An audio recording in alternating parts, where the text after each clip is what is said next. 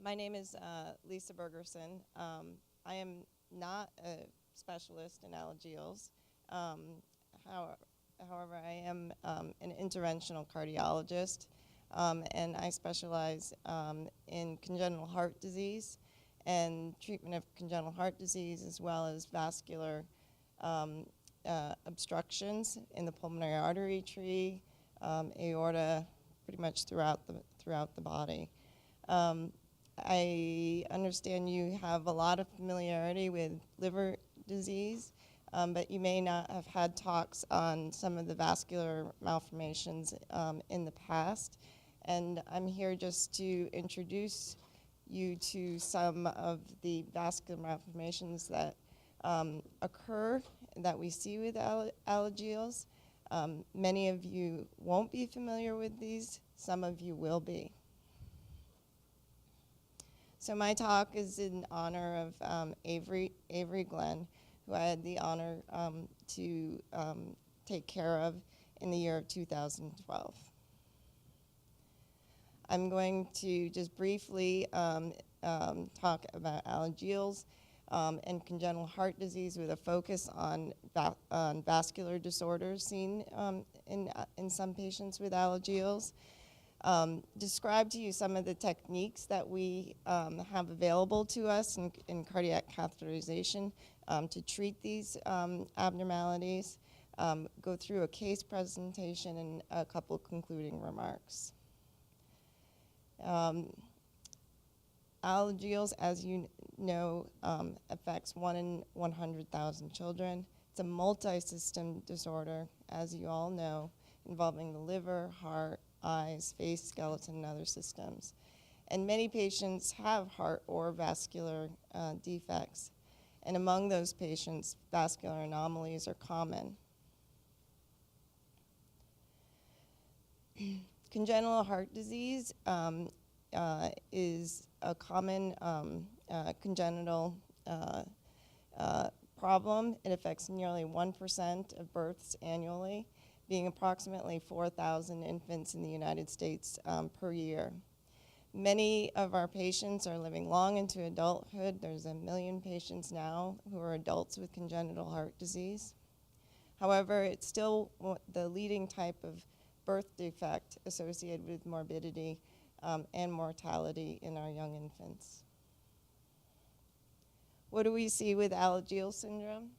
There are structural defects such as tetralogy of flow, atrial septal defects, and valve stenosis. However, more commonly, we see branch pulmonary artery stenosis, sometimes associated with tetralogy of flow, as well as peripheral pulmonary artery stenosis, and more rarely, renal artery stenosis, or a very rare condition called Midaortic syndrome.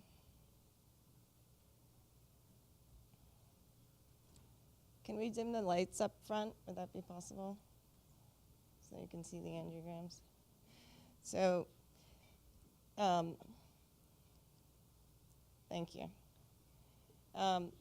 This is a child with Alagille syndrome who presented at 1 year of age. You can, maybe if we just turn them off altogether, they may be able to see them.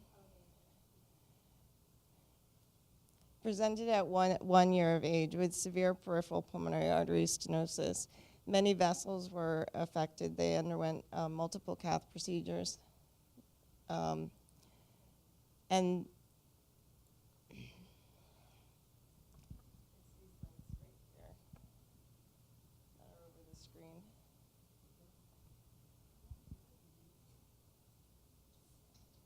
we spent so long trying to get these pictures for you, I want you to be able to at least see them.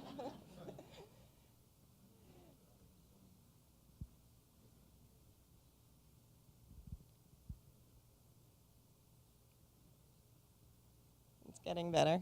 No. All right, can anybody see those now?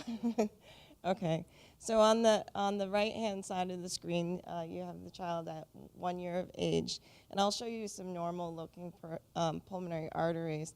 But you may have to take my word for it, but these are very small vessels, many of them measuring only a couple millimeters in diameter. This causes a lot of work on the right side of the heart because it has to pump against, it has to create higher pressures than normal in order to get through these areas of obstructions. On the left hand of the screen, this is the same child at 10 years of age. They've undergone catheterization procedures, balloon angioplasty, many over the first several years of life, and was doing well at 10 years of age with normal RV pressures. We'll come back to pulmonary artery disease, but I'd like to mention some less common vascular anomalies. One is Midaortic syndrome. Midaortic syndrome is a narrowing of the mid-aorta, and I'll show you a picture of that. It can lead to congestive heart failure, severe hypertension, and stroke without treatment. And as I mentioned, it's a very rare syndrome. However, almost 10% of the patients that we see with this very rare syndrome do have Alagille syndrome. This is a picture of what I'm referring to as mid-aortic syndrome. On the left-hand side of the screen, you see that the abdominal aorta narrows to a very small diameter of only a couple of millimeters. And then on the right-hand side of the screen, you can see some 3D reconstructions of MRI pictures with the similar phenomena.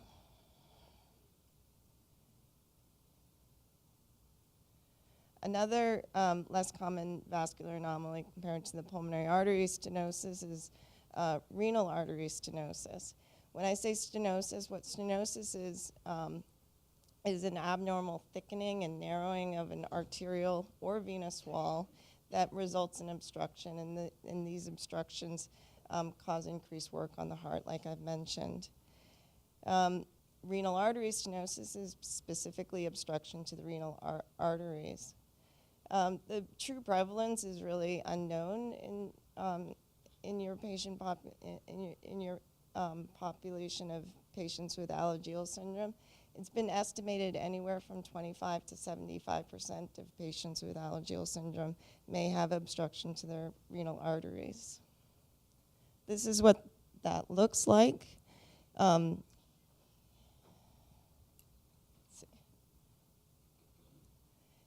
Here, this is the aorta.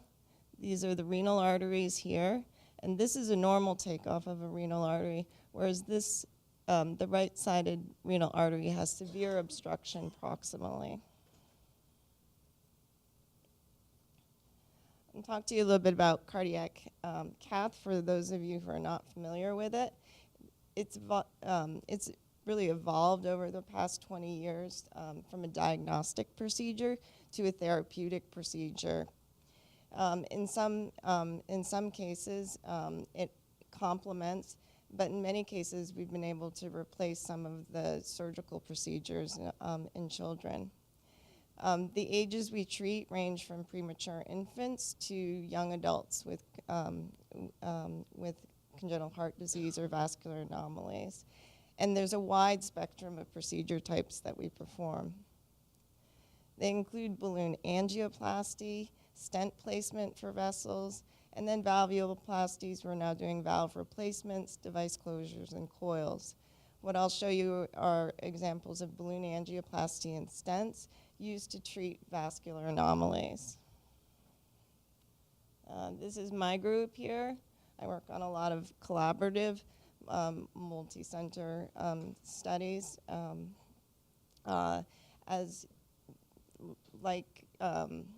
With Alagilles, many of the conditions are very rare and require a lot of collaboration. So here, I'll show you some of the tools that we use. This here is a balloon catheter, and that's inflated from outside the body. There are special balloon catheters that have microsurgical blades on them, called cutting balloons. And Avery was specifically referred to us for our experience using that balloon. This is how balloon angioplasty works. Here's your obstructed vessel. A balloon's inflated inside the body, and it stays open in a larger diameter.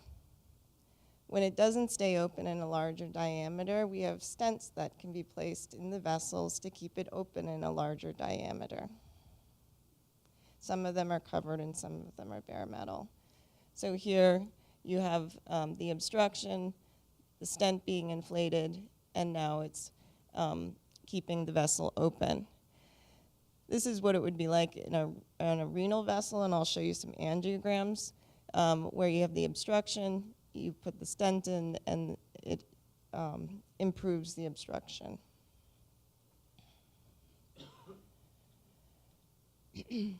This is Midaortic syndrome repaired with a stent in a larger diameter. Okay. I'm going to now talk about Avery's case. She was diagnosed, as some of you may know, at 18 months of age with Alagille syndrome and was referred to us in 2012. She had severe hypertension, systemic hypertension, and was on multiple medications because of renal artery stenosis. During her cardiac evaluation, she was also found to have very high right ventricular pressures. So she underwent a cardiac catheterization in Virginia where her pulmonary arteries were found to be severely obstructed. And then she was referred to us for further treatment. At our initial catheterization, we performed balloon angioplasty of the renal and pulmonary arteries. This was a very complicated procedure. She had some of the worst disease we've ever seen. It was complicated by heart block, pulmonary edema, and she required many days in the intensive care unit with mechanical ventilation before she recovered from that procedure. However, we were pleased to find out and follow up that she clinically had improved and was doing better, had come off some of her blood pressure medications. Her second catheterization was 2 months later. Again, balloon angioplasty, a renal stent was placed. She did very well during this procedure. She had no complications and went home the day after. Again, her blood pressure further improved with relief of the obstruction in the renal arteries, and she had much greater activity level with the reduction in her RV pressure. So I think this is a little bit more illustrative of what I wanted to show in the first picture. In terms of this here would be healthy pulmonary blood flow, large vessels going to a whole distribution of the lung.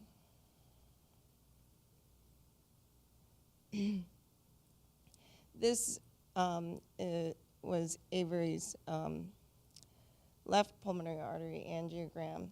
And you can see in stark contrast the severe obstructions in multiple segments of this lung.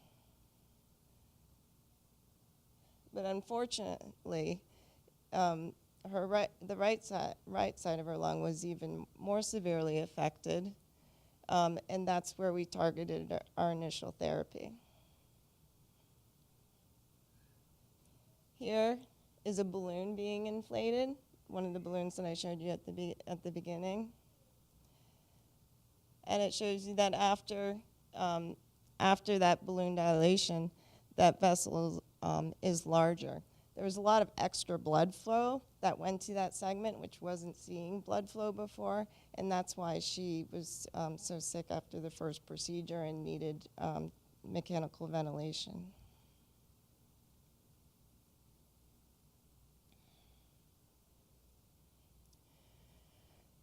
This is the renal artery.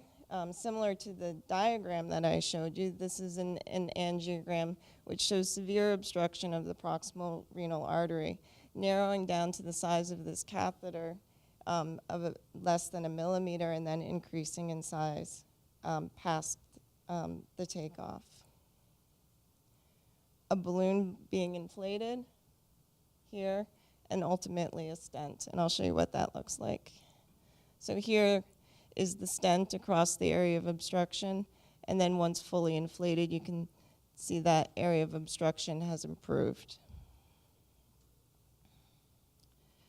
So I think that her case is illustrative of some of the tools and techniques that we use to treat renal disease, as well as pulmonary disease. So Avery came back to us again 3 months later. She had repeat balloon angioplasty and stent placement in the left renal artery, which was also affected. However, that procedure was complicated by a tear in the renal artery and a tear in the pulmonary artery at a subsequent procedure. She required surgical intervention and intensive medical care. Unfortunately, this led to multi-organ failure, and she died in the hospital during that stay.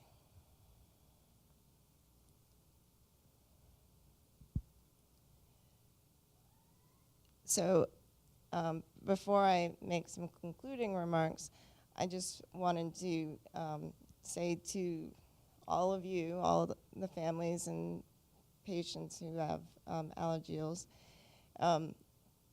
how much you touch the caregivers who take care of you. I was inspired by the Glens. They immediately mentioned this group and started talking to me about ways that they could help other people. The strength that I saw with them, as I see with many of the patients that I take care of with congenital heart disease, and I'm sometimes not that great with words, but I'm always astonished with the strength that families can find with children with such important and life-threatening disease, and it's just really inspirational. And I don't know where they find the strength or where you find the strength, but it's inspiring. So in conclusion, catheterization is an evolving field. We have tools available to us that are equipped to address vascular problems if they occur. Alagille syndrome and other genetic disorders that affect children, they encourage our ongoing efforts to develop new technologies and new techniques in our interventional cath procedures. And these minimally invasive treatments for cardiac defects, I have seen and I see substantially improve the quality of life of many people. That's it. Thank you.